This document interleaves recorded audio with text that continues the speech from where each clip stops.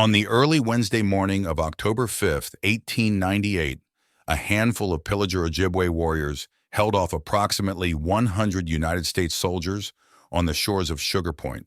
Around 11:30 a.m., the Ojibwe began firing upon the soldiers from the surrounding woods. The soldiers, many of them young recruits, dropped to the ground, although their officers managed to get them to form a skirmish line around the cabin.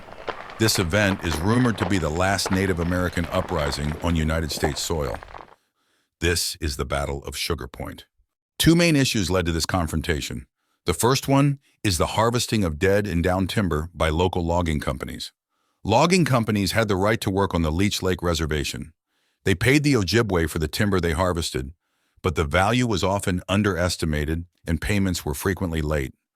Money received for timber, which was intended to sustain Ojibwe people, was mishandled, misappropriated, and frequently spent senselessly by Indian agents, which were white then, on behalf of the Ojibwe. Some loggers were allegedly seen setting fire to healthy trees in order to damage them and pass them off as dead. The second issue was the mistreatment and injustices at the hands of U.S. Marshals and other agents. Each time a witness or defendant was brought before the court in the town of Duluth, men were paid by the U.S. government.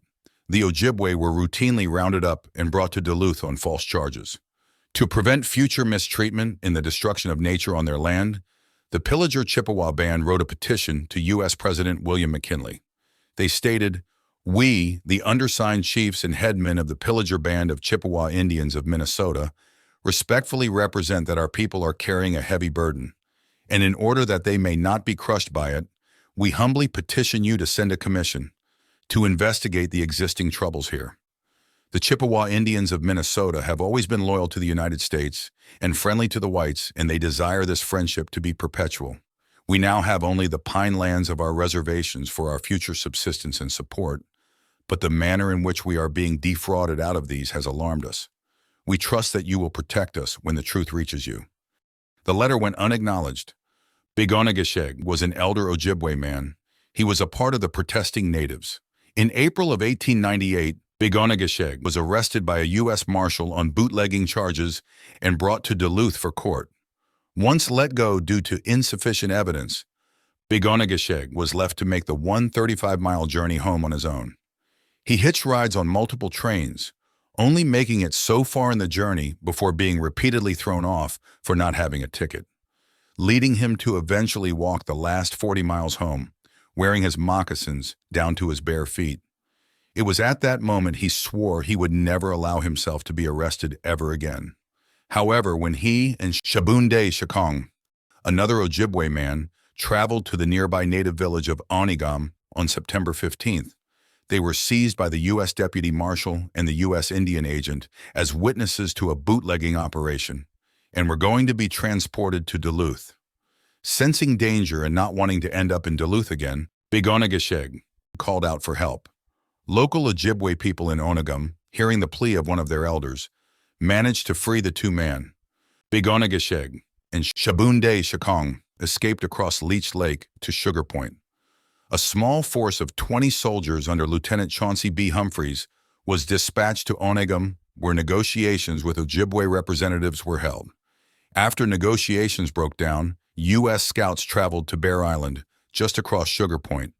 They reported that Pillager and his followers were refusing to surrender, so Humphreys decided to send for additional reinforcements. 77 soldiers under Brevet Major Melville Wilkinson, accompanied by General John Bacon, were sent from Fort Snelling to Walker. Others who took part in the expedition included U.S. Marshals and Deputy Marshals, Indian police officers, and several reporters. On the morning of October 5th, they boarded two small steamships and a barge. They sailed from Walker across Leech Lake until they reached Sugar Point, where Pillager's cabin was located. After landing, two pillagers who were involved in the escape were identified and arrested. Pillager and Shabunde Shakong could not be found, apparently having fled prior to their arrival. The army searched the nearby woods for the Ojibwe who helped with the escape. After they couldn't find anyone, they set up camp.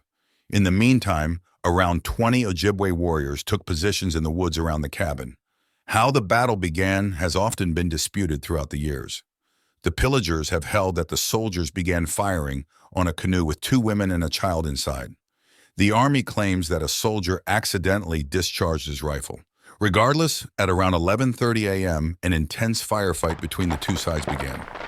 The Ojibwe opened fire from the woods, surprising the soldiers. The soldiers managed to form skirmish lines, but suffered a number of casualties, including Major Wilkinson himself, who was wounded. The Army pulled the wounded behind the cabin, which provided cover. Wilkinson soon returned to his troops, encouraging them, but was shot in the abdomen. He died an hour later in the cabin. The battle continued into the evening and night. Gunfire from the Ojibwe became less frequent, but some would take occasional shots throughout the rest of the day and night. That night, Indian officer George Russell was allegedly shot by mistake by a soldier who mistook him for a native. The next morning, the Army retreated from Sugar Point back to Walker. In the fight, the Ojibwe didn't suffer any casualties, while the U.S. suffered 7 killed and 19 wounded. The initial report of the fight sparked panic and fear. Newspapers spread false claims of 100 soldiers killed, a massacre, and a native uprising. Some settlers expected attacks on nearby white settlements. Following that, 200 additional troops carrying a Gatling gun were sent from Fort Snelling to Walker. The Minnesota National Guard mobilized, while local settlers organized into militias. In Bemidji, residents barricaded themselves until a militia sent from Duluth arrived. In the meantime, the Ojibwe rapidly dispersed from their villages to remote parts of the reservation. With all of the nation's attention turned towards Leech Lake, the U.S. government was forced to hear the grievances put forth by the Ojibwe people. Commissioner of Indian Affairs William A. Jones was soon dispatched to the area. After an extensive number of meetings with tribal elders, an agreement was reached. Several pillagers turned themselves in for warrants related to escape. None of the warriors who participated in the fight were arrested. Pillager upheld his pledge to never return to a U.S. court or jail. Shabunde Shakong wasn't arrested neither. Most of those who turned themselves in served between 2 to 6 months, and everyone involved received a full pardon from President McKinley a short time after. After the council concluded, Commissioner Jones criticized local and state officials for, quote, the frequent arrests of Indians on trivial causes, often for no cause at all, taking them down to Duluth and Minneapolis for trial, 200 miles away from their agency, and then turning them adrift without means to return home. When he returned to Washington, Jones later said, the Indians were prompted to their outbreak by the wrongs committed against them and chafed under unfair treatment. They now will go back to their homes and live peaceably if the whites will treat them fairly, which is very likely, as the whites were thoroughly impressed with the stand taken by the Indians. In this respect, the outbreak has taught them a lesson. After that, the situation calmed down, and reforms in the management of timber on the Leech Lake Reservation eventually led to the establishment of the Chippewa National Forest. Pillager went on to live another 18 years in the area before passing peacefully. The U.S. Army never returned to the shores of Sugar Point on Leech Lake.